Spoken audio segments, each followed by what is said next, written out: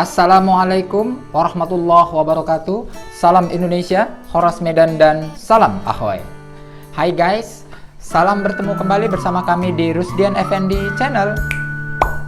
Konten-konten yang menyajikan tentang bahasa, sastra, dan seni.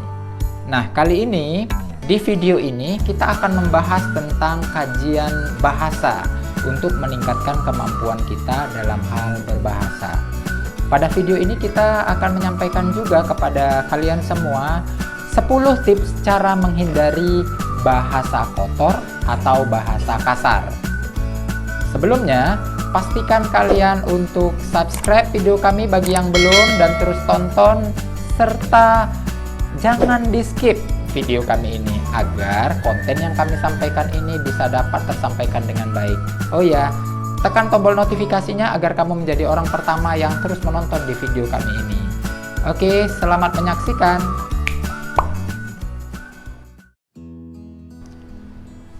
Baik guys, dalam kehidupan sehari-hari kita selalu saja mengalami kondisi di mana amarah itu muncul secara tiba-tiba.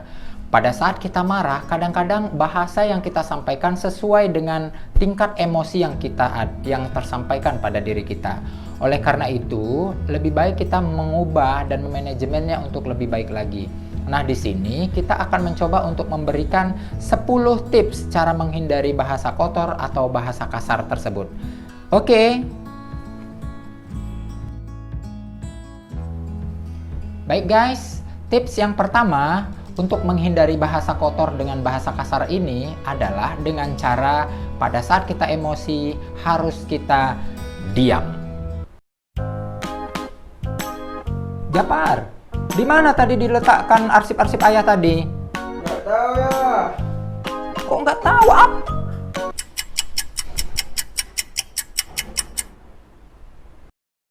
Apa gunanya kita diam? Kondisi ini akan lebih meredam kemampuan kita atau keadaan kita yang tidak stabil pada saat itu.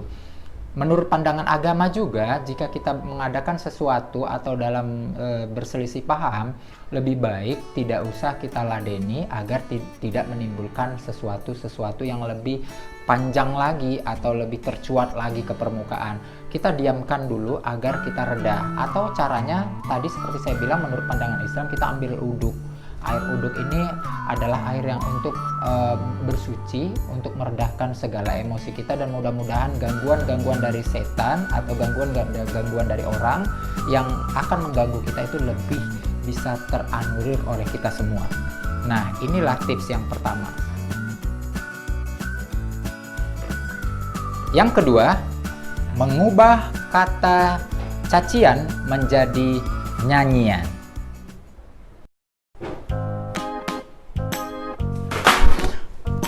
Apa itu? Memanglah kau udah lagi konsen aja, ini memang dasar kau mau nikah saja hati ini. Nah, kita sebagai manusia usahakan menghindari bahasa-bahasa kotor dengan mengucapkan hal yang tidak baik kepada orang lain, termasuk kepada keluarga kita sendiri. Untuk itu, kita mengubahnya pelan-pelan. Salah satunya yang kedua tadi, kita menggunakan kata makian tersebut dengan cara mengubah menjadi nyanyian agar sesuatu itu tidak timbul amarah dan tidak terulang kembali, sehingga itu menjadi shock terapi buat kita untuk tidak mengulang kembali kata-kata cacian dan makian itu. Yang ketiga, tarik napas panjang lalu berpuisilah.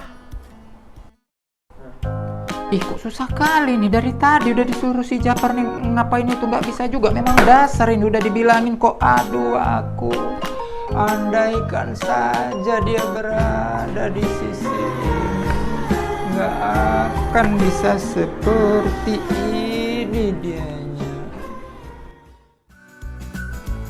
Nah, pada bagian ini kegunaan kita mengubah tarikan napas tersebut lalu kita melakukan kegiatan puisi adalah gunanya untuk mengubah rasa emosional tadi untuk menjadi sebuah kreasi atau kreativitas yang lebih baik lagi.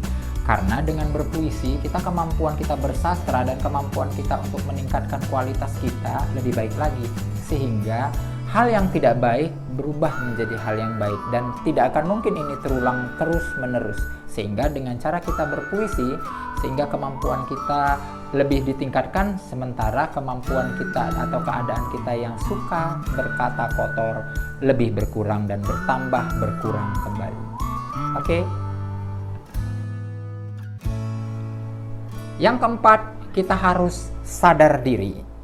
Di bagian ini kita harus mampu mengetahui apa sih kelemahan kita, sehingga kalau kita tahu kelemahan kita sering cakap kotor atau bahasa-bahasa kasar, maka harus kita sadar diri kita bahwa apa yang kita lakukan itu sebenarnya tidak benar.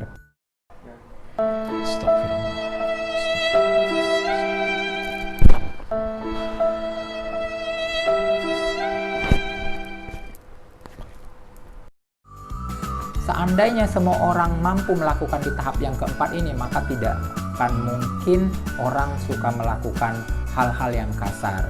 Oleh karena itu, tingkatkanlah kemampuan kita untuk merenungkan dirimu tentang siapa dirimu sendiri dan apa keadaan kita, sehingga kita lebih tahu bahwa kalau kita melakukan bahasa-bahasa kotor, kita tahu bahwa yang kita lakukan itu tidak tepat untuk orang lain. Mungkin orang yang kita ucapkan itu lebih tinggi derajatnya daripada kita, sehingga kita sadar pada saat kita sampaikan seperti itu, kita menyadari bahwa oh iya, kita nggak ada apa-apanya. Maka dari itu, jangan melakukan hal-hal yang dengan bahasa-bahasa yang kotor. Yang kelima, ingat dan cari penyebabnya.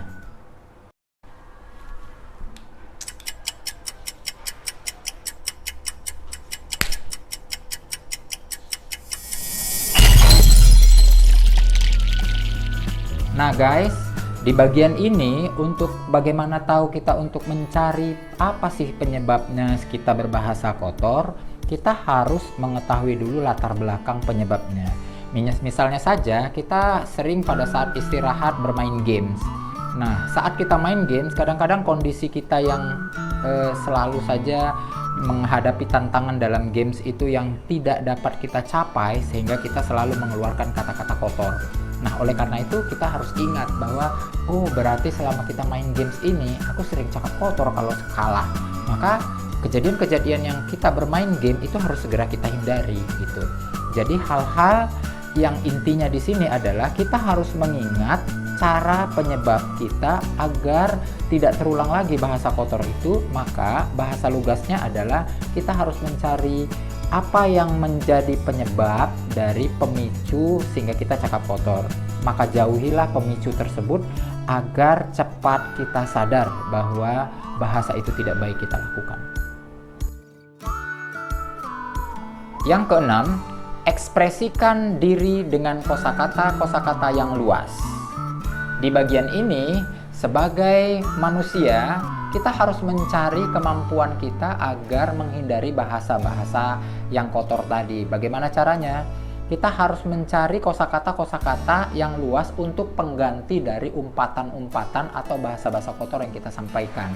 Misalnya saja kita sering menyebut kata-kata misalnya pada saat marah ya, binatang gitu.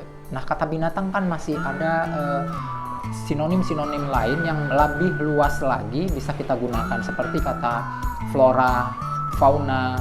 Itu kan masih lebih intelek kita menggunakan itu. Tetapi kita bahasa-bahasa tersebut jangan diutarakan pada saat emosi. Nah, ini yang menjadi tips kita untuk memperluas kemampuan kita dalam menggunakan bahasa.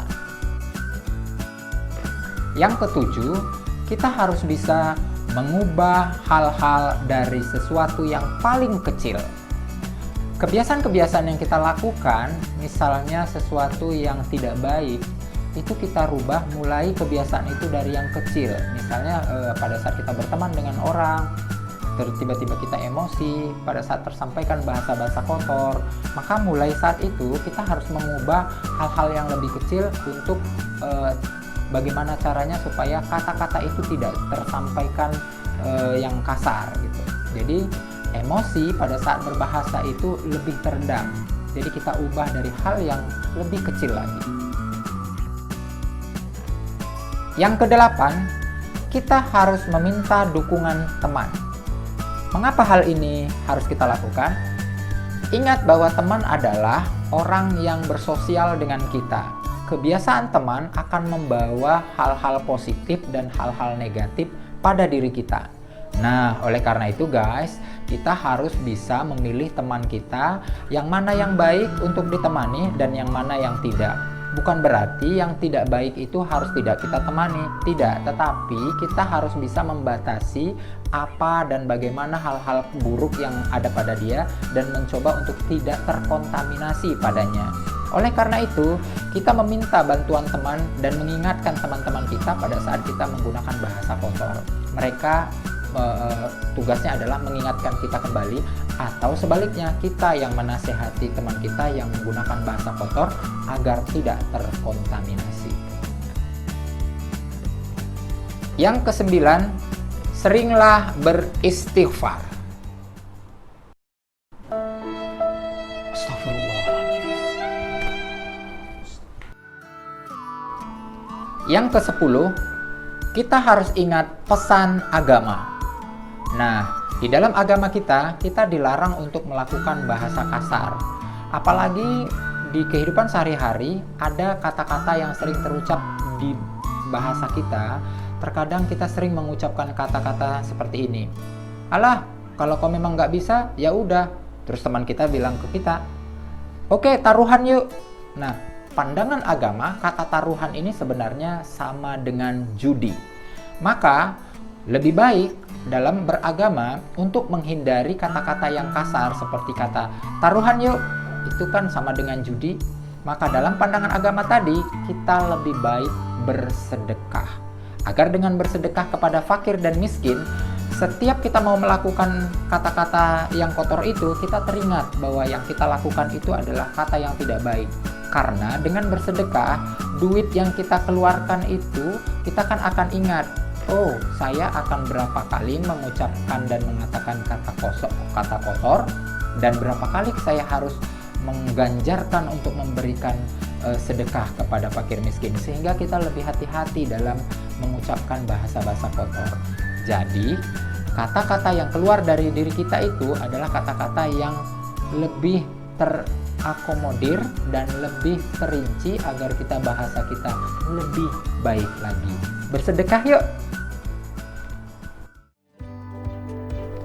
Oke guys, demikian tadi 10 tips cara menghindari bahasa kotor dan kasar agar kita menjadi pribadi yang lebih baik lagi. Dalam pengembangan diri kita sebagai manusia yang menggunakan bahasa, lebih baik kita menggunakan komunikasi yang efektif. Sampai di sini video kita ini. Oh iya, sebelum ditutup video ini, tekan tombol notifikasinya agar kamu menjadi orang pertama yang selalu menonton video-video kami. Subscribe ya bagi yang belum. Dan satu lagi, silahkan like dan komentarnya di bawah ini. Oke, sampai di sini. Assalamualaikum warahmatullahi wabarakatuh. Salam Indonesia, Horas Medan, salam Ahoy.